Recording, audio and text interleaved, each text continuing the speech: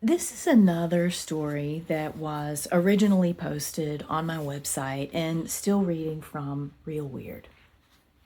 This one is called Charitable Neighbor. This episode occurred in the mid 2000s on a cul-de-sac in North Carolina's own super suburbia, Cary. Feeling the death experience of another being is not an odd occurrence to me. The sensation of my body's systems shutting down, the pressure of hands wringing my throat, the aching chill of life draining from a fatal wound are rather familiar. Not to say that all deaths are so dramatic. Some are quite gentle in passing. Growing up, feeling others' deaths were my most frightening spirit encounters. I didn't understand that these beings meant no harm, for the most part, but were seeking acknowledgement, compassion, help in transitioning. The only way they could communicate with me was through sharing or demonstrating their stories. As an adult, I rely on the help of my spirit guides to help me experience others' deaths and maintain my wits while helping invading spirits move on. There have been cases in which souls tell the story of their demise with my body, but don't want to move on, and that's when the efforts of my guides are most needed. Most of the time now, I experience the deaths of others only within dedicated psychopomp rituals. However, it seems the most common time for me to experience spontaneous death moments of the clingy variety is in the wee hours between 3 to 4 a.m. Though I am accustomed to feeling my body be some soul's last attempt at biological life, I found myself very disturbed by this specific soul that just couldn't let its number be up. A cultivated level of higher awareness kicks in during these dark hour death experiences, and it was within that altered framework that I knew instantly that I wasn't the only one in my body. When I realized something was wrong, my awareness was addled. I was aware that I lay in my bed, that it was dark outside, and that I was convulsing. My heartbeat was scant, my lungs labored for the smallest puff of breath, and my limbs were leaden. I registered that the sensations were exactly that, sensations, and were not mine. Once that realization of perspective kicked in, I emotionally detached from my feelings and could react. I called in my guides who scrambled in and around me in what I call cosmic triage, doing whatever it is that they do to hold the boundaries of me in place while sweeping the extra life support out.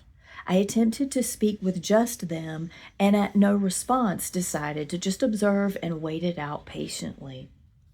The whole ordeal lasted, I don't know, probably 4 minutes, and when my pulse finally regulated and my body calmed, I sat up and took a few deep breaths. I'd just begun to ground and recoup lost rest when the bed began to shake.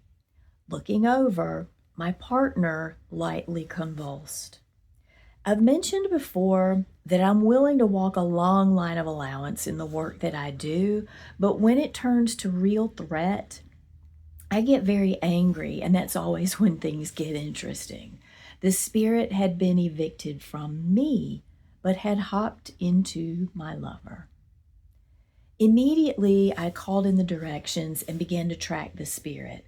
As soon as I specifically located it in my partner's form, it leapt from his body and vanished, though I could still sense it around our house. As my partner lay still and breathing smoothly, I projected myself through our entire property looking for the transient life force. I started in the attic beams and worked my way through every room, cabinet, and closet, even the gaps around the appliances. When I found nothing, I walked the perimeter of our yard, then crawled through the mailbox to no avail.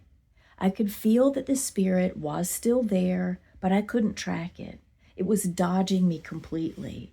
Then it occurred to me that I hadn't checked the chimney. Diving down the maroon brick length, I found nothing and came to light in the living room facing the fireplace. As I stood with my back to the room pondering my next move, I realized I wasn't alone. Movement shifted the back of my hair. Something was touching me, then a very large body pressed against my full length from behind. In a split second, I broke out in chills from head to toe and turned to see a transparent, enormous creature projecting partially into my physical space. The being was sort of human, but not entirely. Masculine, the creature was easily 8 feet tall and 4 feet wide, standing upright, though he had small horns on his head and what may have been tusks. He felt very old, primordial even, and seemed to draw on anger and human nature disconnection deep in the land. Energetically, the life force reeked of everything dysfunctional and offensive, and I was immediately repulsed. Even if this entity hadn't been still trying to attach to me, the predatory aspect of its nature was enough to make it harmful to anyone. Having felt that oppressive energy, I had a vivid understanding of why my guides worked so furiously to move this entity from my form. He had a very fond connection to darker aspects of human nature, and he wasn't ready for that part of his borrowed biological experience to be over. He'd no intention of going quietly. In fact, he had no intention of going at all. I was appalled that after having tracked him and experienced his disposition, the being was still trying to crawl into my form. Thoroughly disgusted, I told it point blank that it couldn't stay in my house, and I entertained no dissent on the instruction.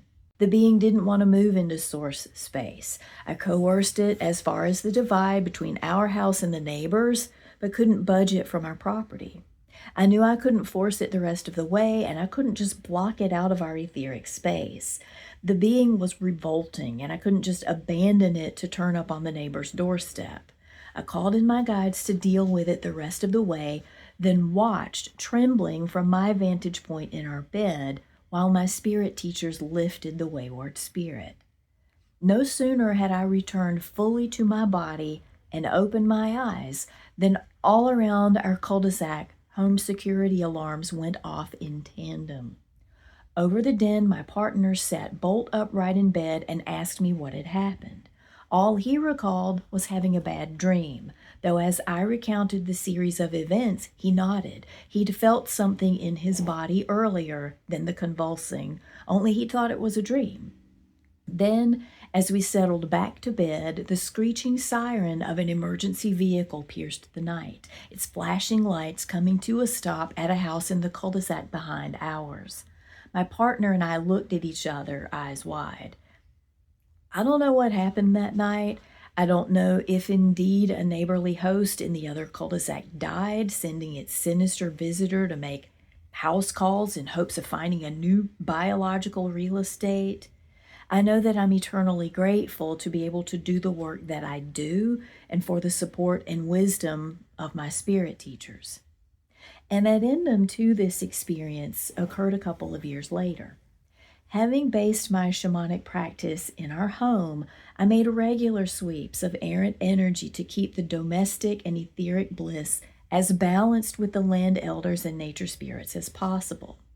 While that singular entity had moved on, I repeatedly found vestiges of similar murky life force in that house and surrounding land, even up to a few miles from our little cul-de-sac. I even hosted mesa blancas to clear the area, and each time we did, an angry land spirit would emerge and refused to leave. Talking with a friend and fellow energy worker one day, I mentioned this to her, that no matter what depth of work I did alone or in conjunction with other healers, I never felt like the land there cleared, which was one of the factors in our decision to move from that area.